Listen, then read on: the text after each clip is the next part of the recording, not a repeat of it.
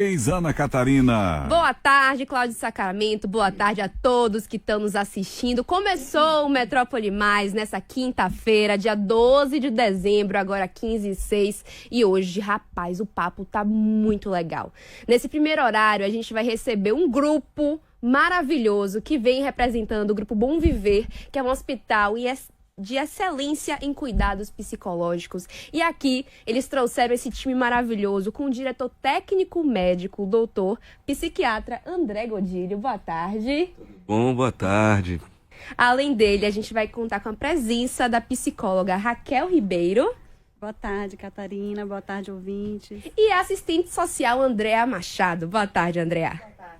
Tudo isso pra gente falar que o cuidado psicológico, ele é multidisciplinar. A gente também vai entrar e conversar sobre final de ano, aquela sensação estranha que vai dando. Então, já fique ligado para mandar sua pergunta. E como é que o pessoal faz para participar, Cláudio? É só ligar pra gente agora pelo telefone 35055000. Participar ao vivo também, se não quiser ao vivo, pode mandar mensagem pelo nosso WhatsApp 35055000. Estamos ao vivo também no youtube.com/Portal Metron. Pois é, nosso assunto principal, como eu falei, é o que a gente chama talvez de síndrome do final do ano, mas aquele mix de sensações que vão chegando. E eu queria começar perguntando pro doutor André, por que esse fim de ano ele vai chegar tão acumulado de sensações, de desafios, emocionalmente para tantas pessoas? E se você observa algum padrão dentro da sua prática? Pessoal, os transtornos mentais, né, quando a gente fala em problemas psiquiátricos, psicológicos em geral, eles apresentam uma sazonalidade, né? Assim, então isso é natural acontecer. Aqui, como a gente é um país muito tropical, então não oscila tanto. Então a gente tende a ter menos isso do que nos países de clima frio, por exemplo, né? Que você tem a depressão chamada depressão sazonal, que você trata inclusive com banhos de luz específicos, alguns casos desse tipo. Porém, né, o final de ano ele chega com algumas pressões, né, que marcam o período. Então, às vezes você observa um aumento do estresse, da ansiedade, por conta de compromissos que a pessoa tem, muitas contas para, né, comprar presente, tem que administrar 13º. Isso, aí você tem compromissos financeiros, compromissos sociais, compromissos de grupos familiares, e aí tem que fazer 1000 coisas ao mesmo tempo, tem que dar entrevista. Mas foi bem, gente. Aí, mas com certeza. Mas tem essas coisas assim, e as confraternizações, aí você tem 1000 coisas a fazer ao mesmo tempo, parece que não, mas isso gera um certo grau de preocupação e estresse. Associado a isso também tem pessoas que são sozinhas, que não têm família, que estão distantes, que estão mais isolados, e aí vem também aquela sensação de solidão. Perfeito. Que é uma sensação subjetiva também, né? Solidão, ela não necessariamente você precisa se sentir só estando realmente sozinho, né? Em idoso a gente vê muito isso, o idoso às vezes ele se sente só, apesar de estar cercado de pessoas ali, mas é uma sensação subjetiva. Então, a solidão, depressão, e isso às vezes acontece por conta também da pressão social, de família, todo mundo junto, Natal, vamos estar todos curtindo, vamos ficar felizes, que é o final de ano, etc. E às vezes as pessoas não enxergam muito desse jeito, né? Abuso de substância, né? Às vezes a pessoa começa a beber um pouquinho mais que devia, né? Porque final do ano é festinha aqui, é um brindezinho acolá, é uma compra de tarde, compra de noite, compra de madrugada, e aí vai, né? Ao contrário do que se pensa, né, as taxas de suicídio não aumentam no final do ano. Assim, a sazonalidade mostra mais verão, início, primavera, etc. Porém, por conta desses sentimentos de vazio, de solidão que podem vir acompanhando o período, por conta dessas demandas que a gente falou, podem aumentar um pouco, eventualmente, pensamentos. Mas em números, você não tem, né, um real aumento. E sei lá, se eu for extrapolar também, a gente pode pensar em problemas alimentares, porque se come demais, aí tem o verão chegando, aí o pessoal come o peru, come o presunto e come o pãozinho, aí daqui a pouco fica reclamando que tá com a barriguinha aqui e acolá, e aí come demais, depois quer fazer um monte de dieta. Então, são vários fatores que podem, né, alterar, né, esse período e que as pessoas precisam lidar com isso, porque isso acontece todo ano, vai acontecer todo ano. Perfeito. E aí como a gente lida com essa situação é que vai fazer a diferença. Perfeito, doutor. Você tocou num ponto que eu achei muito interessante, que é essa obrigação de ser feliz. E eu queria que Raquel, psicóloga, falasse um pouquinho pra gente, porque além dessa obrigação de ser feliz, tem essa ideia de eu preciso estar em harmonia com tudo e com todos para poder finalizar meu ano bem, até ter um senso de valorização pessoal, né? Sim. Então eu queria que você falasse como é que isso chega para os seus pacientes e como é que você tende a direcionar as pessoas que vêm com esse sentimento. Sim, o fim de ano nem sempre ele é de celebração, né? É comum que no final do ano a pessoa faça uma retrospectiva, né? De como foi o ano, de qual era a expectativa, quais são as frustrações vividas também. Então, muitas vezes, esse saldo não é sempre positivo. Vão ter coisas realizadas e coisas não realizadas. Então, esses sentimentos acontecem de frustração, de tristeza, né? De decepção. Ao mesmo tempo, é um novo ano, um novo ciclo que vem. Sim. Então, se renova a esperança. Esse ritual temporal é muito significativo, né? E necessário na nossa cultura. Mas a gente tem atravessamento social, econômico, cultural, de diferenças de culturas, religiosidade, né?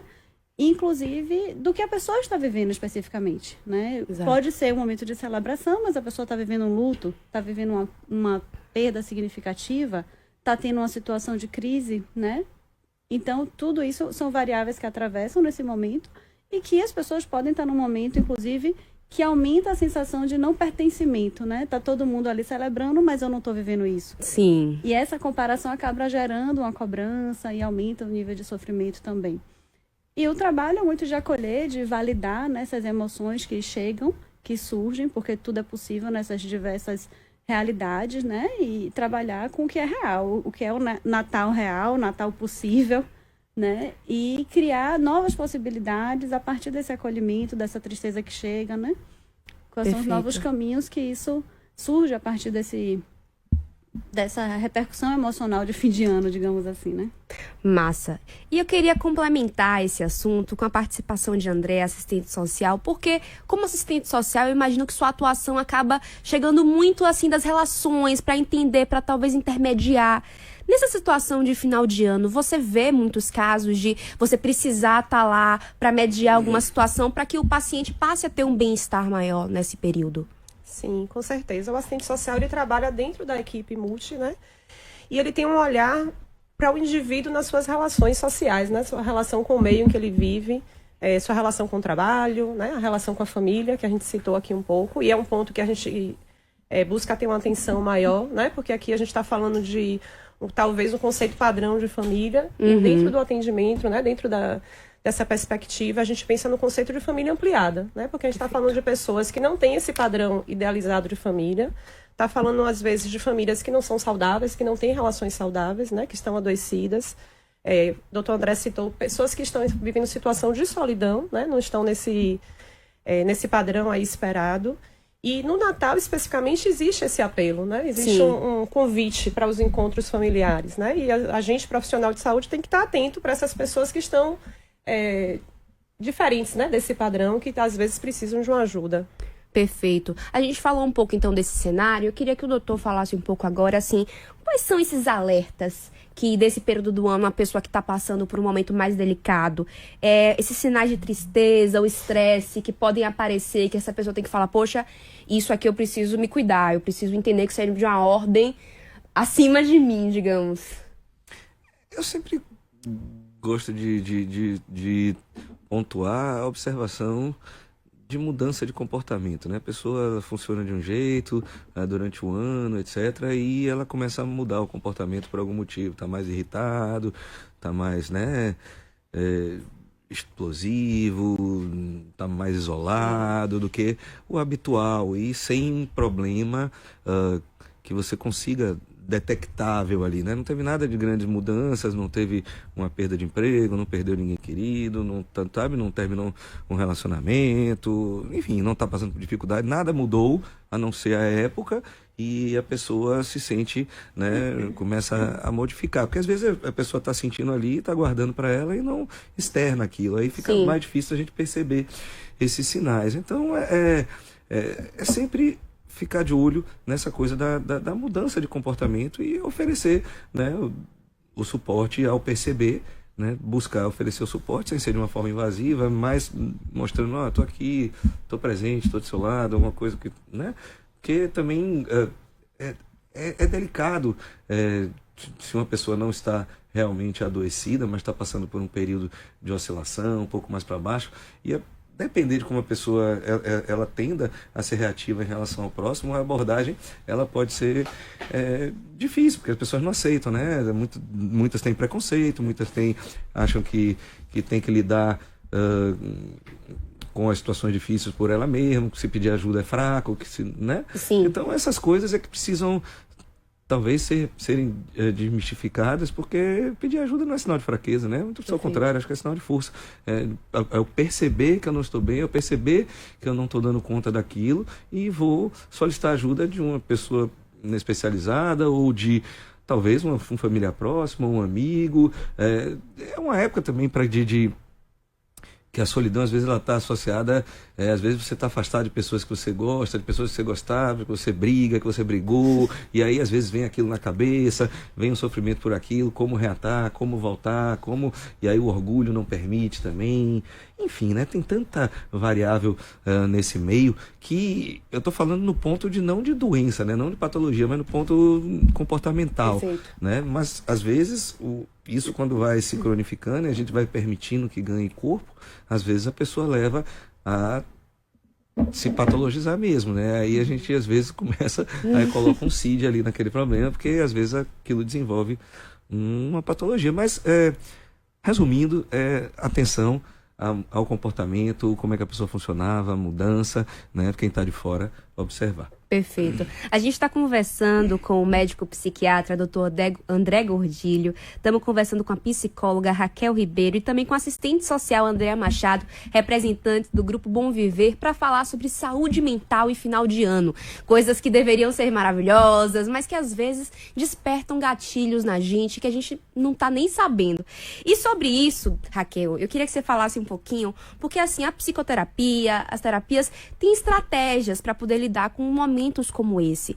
Existe alguma forma, não sei, de estabelecer metas ou tentar estar mais centrado ou perceber o final de ano de uma outra maneira, ressignificar? Quais são as formas que o paciente pode encontrar para fugir dessa ansiedade que é tão inerente, né, desse final de ano? E a gente pode acolher essa ansiedade, né? Assim, trazê-la para perto, né? Botar no colo, como a gente brinca, assim. Abraçar que é seu, né? Vamos olhar aqui o que é mesmo que deixa tão ansioso, né? E o que gera essa inquietação. Porque essa ansiedade também pode ter uma função ali, né? Traz um recado, traz um pedido, uma necessidade, uma aflição. Às vezes tem um conflito interno acontecendo diante das expectativas e das frustrações. Então, esses sentimentos todos, essas sensações, elas também direcionam o que a gente está precisando, né? Então, parte de um acolhimento, né, de legitimar o que a pessoa está sentindo para construir junto com a pessoa essa avaliação também, né? Ela se autoavalia, mas às vezes tem uma autoavaliação que vem com muita cobrança, que vem com muita comparação. Então, a forma que ela se dá conta dessa chegada do ano e como ela se percebe, pode ter muita distorção, né, de si e de expectativas fora, às vezes, de uma realidade, né? Então, compreender como ela está se percebendo nesse fim de ano também já é um indício, né? A forma que a pessoa pensa sobre si, né? Se autoavalia ou se desqualifica.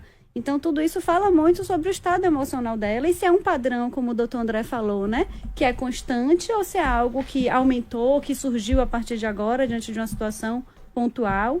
Então, essa avaliação tem que ser muito completa, né? Do ponto de vista assim, profissional, da totalidade da existência dessa pessoa, em que momento da vida está, como isso se dá e os caminhos, as estratégias que você perguntou, parte sempre desse acolhimento, de uma legitimação e de buscar recursos que são da pessoa, o que faz sentido para ela. Não adianta eu trazer um recurso meu e falar, faça isso e isso, né? É claro que tem estratégias mais cognitivas, mais de racionalização, que tem sim caminhos, né? De construir, de colocar ali na balança, de fazer novas metas, criar expectativas no sentido de um planejamento também, né?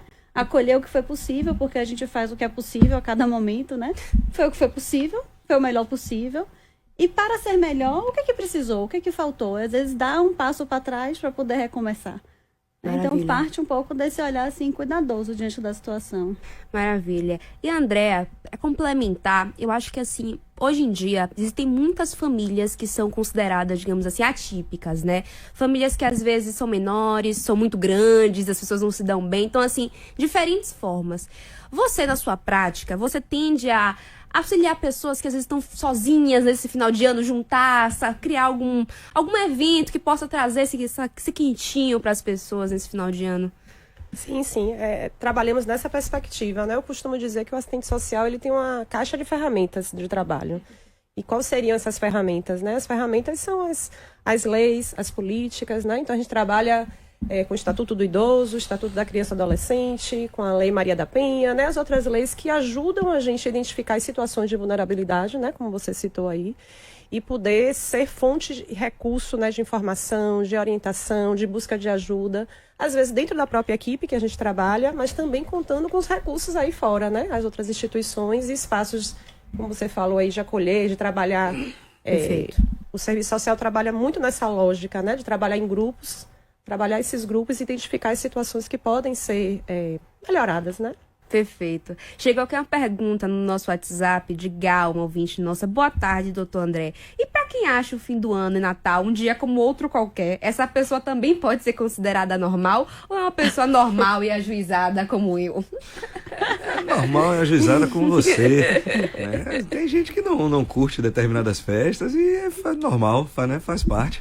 Né? A quem não gosta de São João, a quem não gosta de Carnaval, a quem não gosta de Natal, e não tem nada de errado com isso. Né? O problema é se o fato de não gostar gera sofrimento ou, enfim, causa em você alguma angústia por causa disso, aí é uma coisa que precisa ser trabalhado. Mas se você tá como diz o povo, né, de boa com isso, não tem problema nenhum. Tá tudo certo, pois é. E eu queria voltar a um assunto que o doutor comentou, mas puxar para Raquel, que é em relação ao luto no final de ano, né? Que é uma realidade de muita gente. Às vezes o ente querido, que era a vida daquela festa, não tá mais lá. Como é que as pessoas fazem para ressignificar isso? E também tirar um pouco o peso que essas festas às vezes podem trazer para a pessoa que está passando pelo luto? A falta de uma pessoa de referência, né? De uma relação significativa na vida, né? Que não está mais presente. A gente costuma dizer que o primeiro ano, né, de primeiro aniversário, primeiro Natal, primeiro Réveillon, sem essa pessoa, vai ser de muito sofrimento, né, de muita falta. E esse sofrimento, ele pode oscilar. Não precisa ser o sofrimento a festa inteira, o Natal inteiro, a semana inteira, o mês inteiro. Às vezes vai ter momentos de mais dor, de choro, de saudade, de falta, de lamento. E vai ter momentos de, ainda bem que tem pessoas aqui queridas, ainda bem que eu tive essa pessoa comigo durante o tempo que foi possível. Então, o luto, ele vai sempre pendulando, né? Para um momento de restauração, para um momento de dor. Então, a gente vive o luto dessa forma. Então, é claro que o momento de ausência, de se dar conta de como é a primeira vez que eu passo um Natal sem minha mãe, sem um filho, sem alguém que esteve comigo, isso vai ser provavelmente dolorido. E é possível ir atravessando, né, apoiando esse processo, mas também faz parte de um luto, né, de um processo de luto.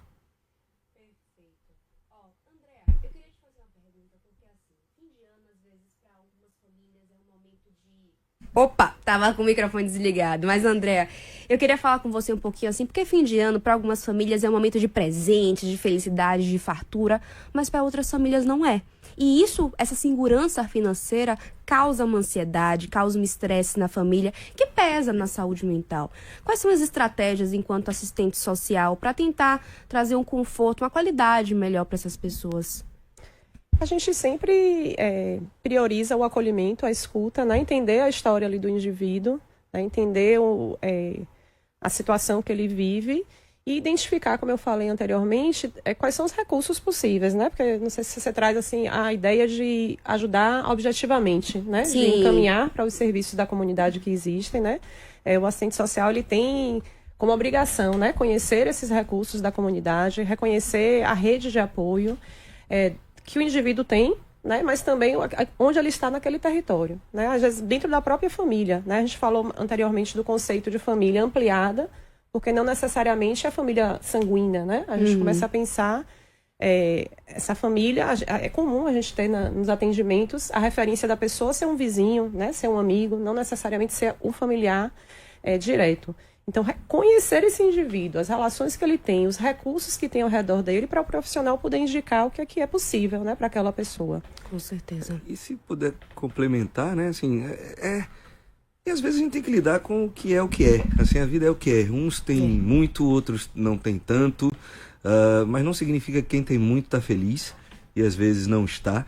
Né? Você está numa solução, numa vida de conflitos, mesmo que viva de forma abastada, né? E está cheio de conflitos internos, e às vezes quem tem menos está ali com uma forma mais carinhosa, mais cuidadosa, e aí, ou seja, essa pressão, né, por compra, essa pressão por presente, ela leva, né, a esse nível de estresse para quem não tem uma condição maior. Então, por que para ter uma reunião de família tem que comprar não sei quantos presentes, tem que fazer não sei quantas coisas, tem que, né, que é uma coisa muito do comércio, né, assim, a gente criou-se essa ideia, né, do Papai Noel e que existe, viu, filho, e que vai trazer os presentes. E que vai trazer os presentes quiser. Que todo mundo vai ter, que todo mundo tem que estar feliz, todo mundo tem que estar ótimo, porque a época do ano é renovação, e ano que vem eu vou fazer um monte de coisa, eu vou mudar, eu vou malhar, eu vou ficar mais bonita, eu vou ficar não sei o quê,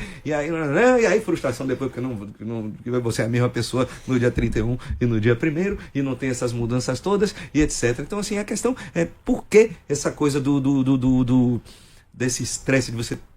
A felicidade tem que estar atrelada ao poder de compra, a você ter uma coisa muito abastada. Às vezes as coisas simples são gostosas, o estar junto, né? Não dá para ser uma champanhe francesa, tem uma cidra, vamos curtir com o que tem, vamos, né, buscar ser feliz. E obviamente se você tem aquele desejo de ser uma pessoa, né, com mais poder aquisitivo, com não sei o que, vamos fazer os planos e trabalhar para lá no futuro, eventualmente quem não tem, ter, e assim por diante, né? Acho que, enfim... Perfeito, eu acho que a gente atrela muito a felicidade com a noção de consumo, né? Isso foi Exato. batido na gente tanto, que hoje em dia a gente não tem, a gente não é feliz. Sendo que a gente não precisa ter para ser feliz. Exato, não Essa precisa, ideia, né? Se né? você não tiver um iPhone 16, pronto, Pois o 15 é. já não presta, o 14, você sabe, né? Sei lá, o Android não é suficiente, porque e o outro, né? Sim. E olhar no outro, porque o outro tem aquele carro, o outro tem não sei o que, o Pois outro faz. E às vezes o outro que aparenta a felicidade de Instagram, que tá todo mundo de selfie com tá péssima a pessoa. Chegamos ali, no né? ponto que eu queria. E isso eu vejo muito na minha prática clínica, no meu dia a dia, no consultório. Pacientes são meus pacientes que têm essa pegada de Instagram. Sai do consultório péssimo, tá postando uma comida maravilhosa, ou uma foto não sei aonde, que nem tá no lugar. Sim, né? Então, assim, acontece isso, né? Às vezes o pessoal paga, por exemplo, né, vai pra piscina, sei lá, do Fera, e aí tira foto com 10 biquíni diferentes, com não sei o que, pra aparecer dias diferentes. Então, as pessoas precisam entender que esse mundo virtual, ele não é tão real, e que, assim, quem tem condições, glamour, não sei o que, imagina, que inferno, eu fico imaginando, deve ser você ficar o dia inteiro com o celular na mão, toma um café, tem que falar do café, toma um gole d'água, tem que falar da água, aí vai no banheiro, tem que mostrar que foi no banheiro. Como é que não fica ansioso? Isso deve ser um inferno, eu não queria um negócio desse pra mim, Deus me livre, assim, sabe,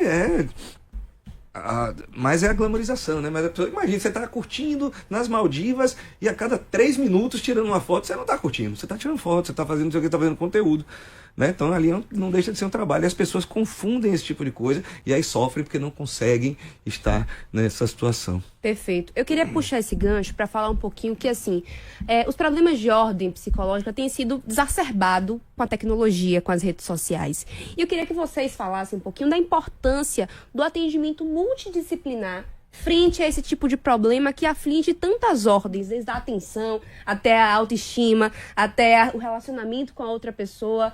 Então, quem quiser falar um pouquinho sobre isso, acho ótimo. Eu já estou falando, deixa eu só dizer, né? Jogue duro. Então, assim, as redes sociais,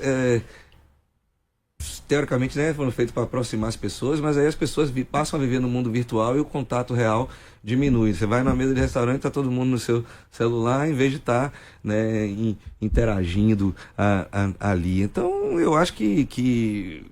E a gente mesmo, então, todo mundo, você está né? Chega em casa, toma um banho, aí come uma coisa, vai pra cama, pega o celular. Aí vai ficar vendo besteira, vendo Reels o celular não descansa, no Instagram. né? A gente atrela... aí quando você olhou, você passou 2 horas vendo besteira ali, que aquele... Não lembra de nada. Né? Não lembra de nada, não, sabe? Aí a coisa fica... Aí não para pra ler um livro, não para pra fazer uma coisa. Até o programa de televisão, você vê a TV, né, futucando no celular. Então isso é uma coisa que existe também...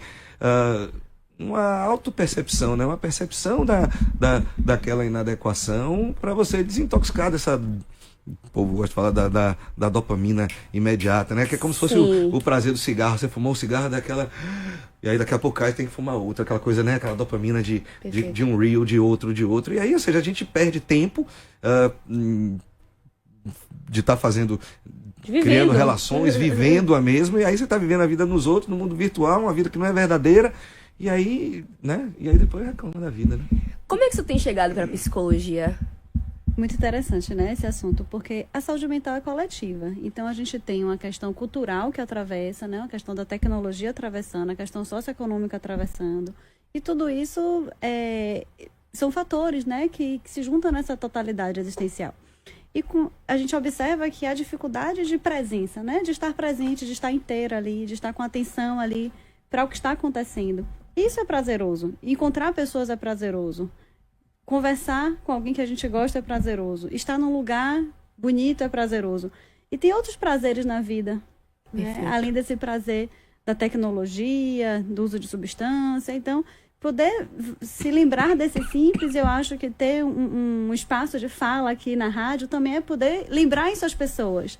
Lembrar de outros recursos de saúde que é de baixo custo, que é para todos, que a gente pode valorizar as relações, né? Valorizar o que é acessível, buscar numa situação de vulnerabilidade, de risco, de gravidade, em relação aos sintomas, né? Como o doutor André falou, sempre que a gente tem sintomas muito intensos, mudanças de comportamento de padrão significativo, ou aquela tristeza que não passa, aquele desânimo, o que era prazeroso deixou de ser, dificuldade de seguir uma rotina que era levada, não está conseguindo estudar, não está conseguindo trabalhar, ou muitos conflitos frequentes numa relação interpessoal. Então, isso tudo chama atenção. E principalmente em relação à forma que isso se apresenta, né? A intensidade, a frequência, a repercussão na vida da pessoa. Mas, de forma geral, a gente precisa estar atento a todos esses fatores e observando como essa cultura interfere. E se a gente tem um espaço de lembrar disso, né? Assim, olha, gente, vamos lembrar que a gente sabe que não faz bem. Então, como é que a gente lida, por exemplo, né, com trabalho com abuso de substâncias, né? A gente precisa observar como é que é esse uso. Então, a tecnologia entra um pouco nessa compreensão, né? Perfeito. Então, a gente não vai conseguir tirar a tecnologia. A gente vai precisar aprender como conviver com ela para que isso não seja uma forma adoecida.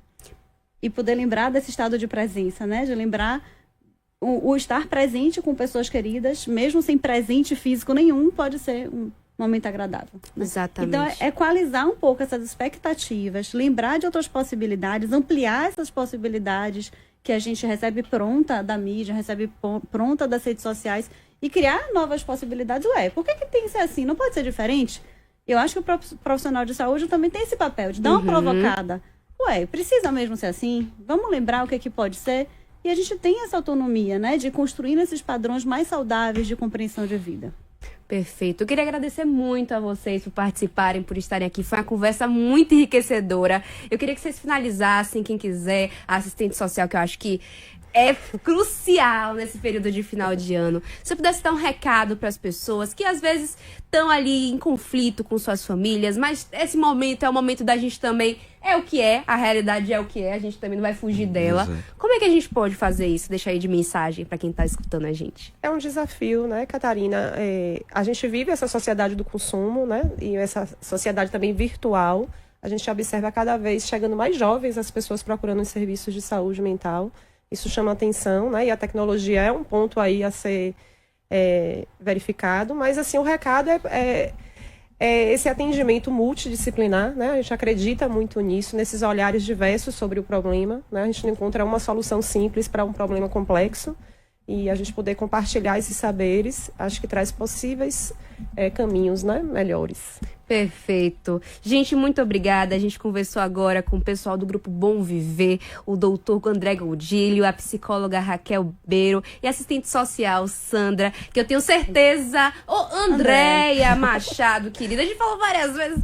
Mas eu com certeza que a gente vai receber vocês mais vezes, porque início de ano também é aquele momento de, meu Deus, fiz minhas netas, é dia 5 e eu já descumpri todas. Como é que eu faço? Pois é. Pois é. E a gente vai agora pro intervalo comercial e a gente já volta com mais. Metrópole Mais.